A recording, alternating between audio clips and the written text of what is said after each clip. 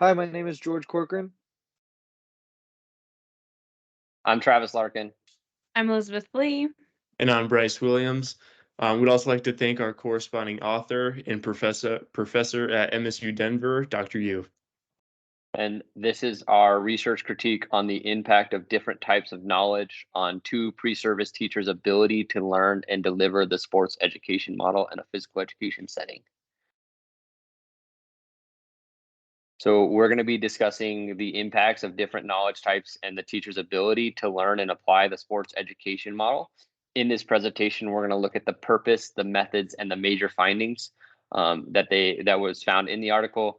We're going to talk some strengths and benefits of the research and the article itself, some limitations on the study, and then we'll give our suggestions and have a brief discussion about that. So first, I'm going to introduce the sport education model. So what is the sport education model? The sport education model is a curriculum and instructional model that is designed for the delivery in physical education programs in the upper elementary levels, the middle school level, and the high school level. So it creates a more authentic and enjoyable sport experience that can promote student responsibility and overall positive social skills. It creates team identity, social interaction, leadership, and responsibility in learning. So it can overall enhance that learning and improve student pupil enjoyment. The study also shows how the sport education model can create longer units, develop roles within units, and initiates festivity. All right, so the purpose of this article and study was to understand the significance of the different knowledge types in a pre-service teacher when teaching the sport education model, recognize how pre-service teachers acquire and develop knowledge, examine the 7 known knowledge types needed for pre-service teachers and teachers to develop to be successful. Those 7 knowledge types are content knowledge, general pedagogical knowledge, curriculum knowledge, pedagogical content knowledge, knowledge of the learners and their characteristics, knowledge of the educational context, and knowledge of educational ends, purpose, and values. And then it's also to discover the knowledge development that is needed for pre-service teachers to be able to teach the sports education model successfully. So next we're going to talk about the methods and how they got their information. So we're going to talk about the participants, the context, the data collection, and the analysis behind the data collection. So the participants. So data was collected during an 8-week internship between 2 students named Stuart and Kendrick. Both students were already prepared with lesson plans and constructive criticism, and both concerned with student learning. Stuart is a 23-year-old Caucasian, and Kendrick is a 23-year-old African American. Stuart and Kendrick have already completed 3 semesters of their core PEAT program, and their PTs were taught several different curriculum, including games for understanding, skill themes, health-related fitness, multi-activity, and the sports education model in their PEAT program. Stuart and Kendrick taught sports education every semester using faculty-designed mini or full seasons. So the context behind these two. So the study took place, like I said, during an 8-week internship at their local middle school. And at this local middle school, they taught 6th and 7th grade pupils. Kendrick designed, planned, and taught 3 sports education seasons, while Stuart did likewise for 2 sports education seasons. The school was located in a middle-class community comprised mainly of pupils of the European descent.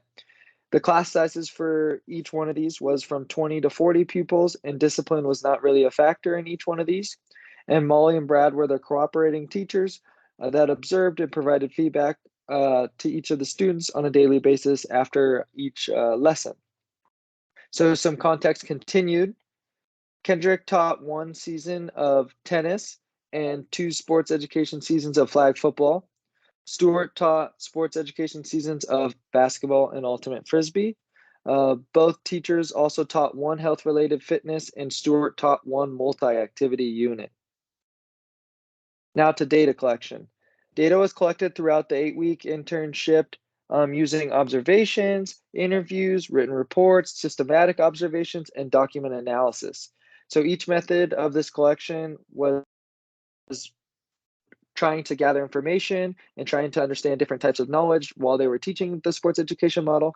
2 videotape lessons happened during a 50-minute recall session. And during these videotapings, they sat down with their cooperating teacher and they discussed what went wrong, what went right, what was effective about using the sports education model for these students.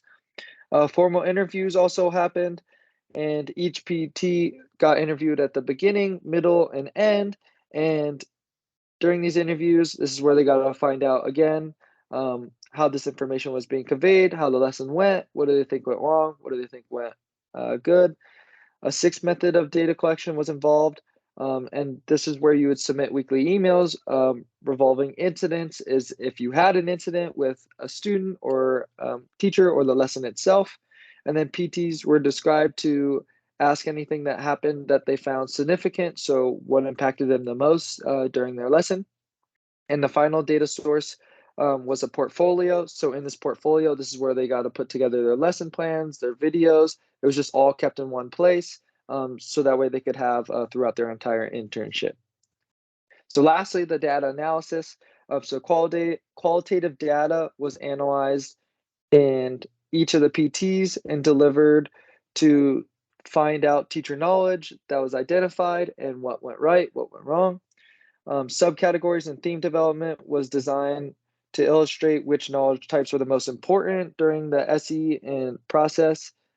All data was entered into a QSR program, and in this program, it was to help keep all information together instead of having papers and not being able to find stuff. So it's just a whole system where they can find lesson plans, their videos, everything together. Trustworthiness and credibility was crucial to this study. At the beginning, they were surveyed and interviewed on how much they want to do student learning. Data was cross-checked for accuracy by employing 8 data collection techniques. Again, this is where they asked Stuart and Kendrick about their process and what it's going to look like. And during the analysis procedure, through cases, they established categories, subcategories, and themes before they even started. And so those themes were like basketball, ultimate frisbee, and the lessons that they taught. So moving on to results, both pre-service teachers used the complete version of the sport education model. Their structure was established by increasing participation with the modification of rules and activities. At this stage of their PEAT, both pre-service teachers were comfortable using the sport education model. Having knowledge in pedagogy and skill was highly prioritized. Their success was due to the components of effective teaching.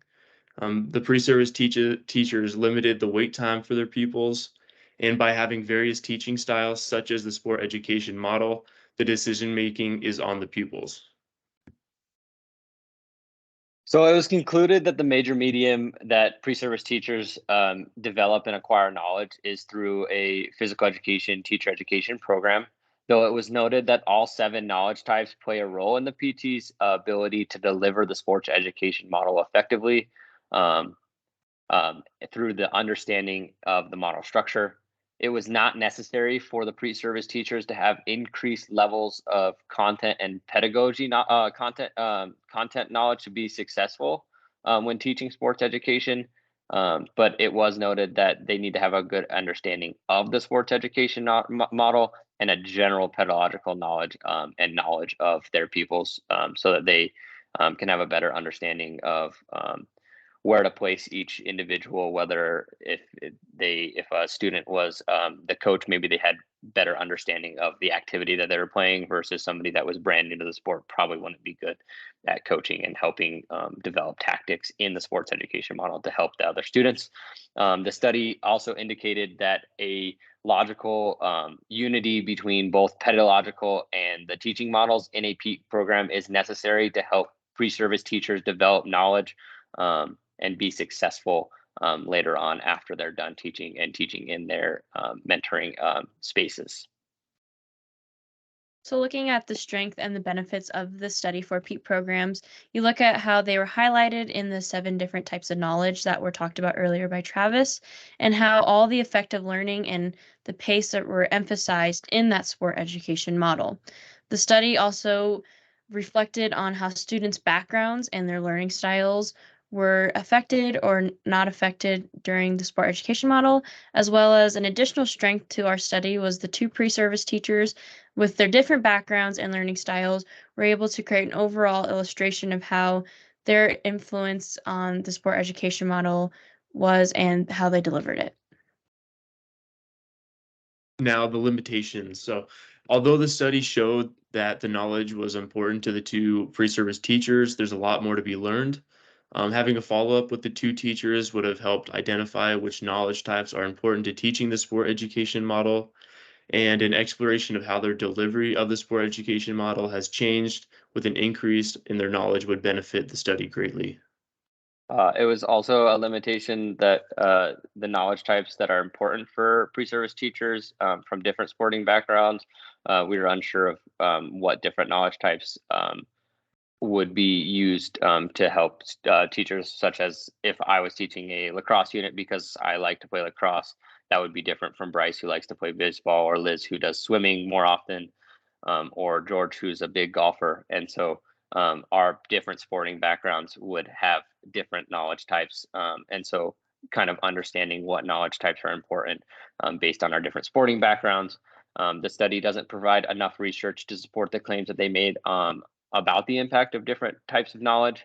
It also doesn't address other factors that can influence a PT's ability to learn and deliver the sports education model, such as their motivation, confidence, and cultural background. So if somebody's not as confident or doesn't have motivation to use a student centered approach of learning and more wants to do a direct style of learning, the sports education model would be difficult for them to implement. And so having that knowledge on somebody that might not be as student centered in their learning, it would be change the results of the study.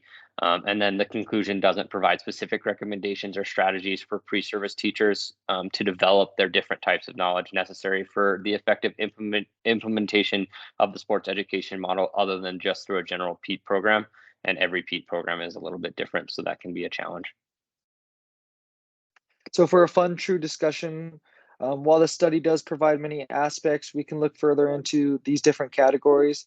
So for the first one, for general's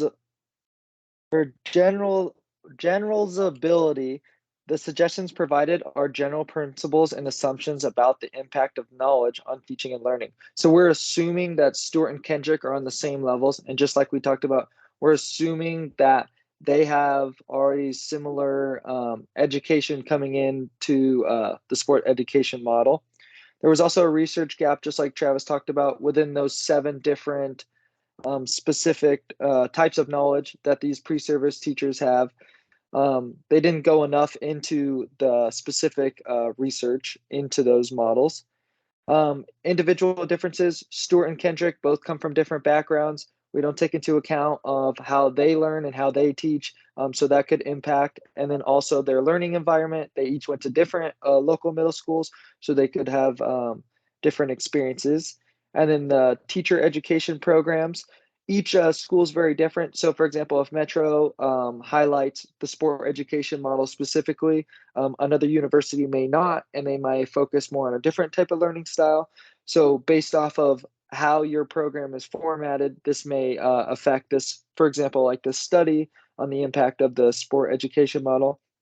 And the assessment of impact is the article doesn't provide guidance on how to assess the impact of different types of knowledge on pre-service teachers' ability to learn and deliver the model. So it's just important to validate and have a reliable assessment measures to evaluate the effectiveness of the knowledge acquisition and the implication of the model itself. So that was our fun, true discussion for this study. We want to take the time to thank you for taking the time to watch our presentation today. We hope it was beneficial for you, and our works cited is at the bottom. Thank you so much. And again, thank you to our corresponding author, Dr. Yu.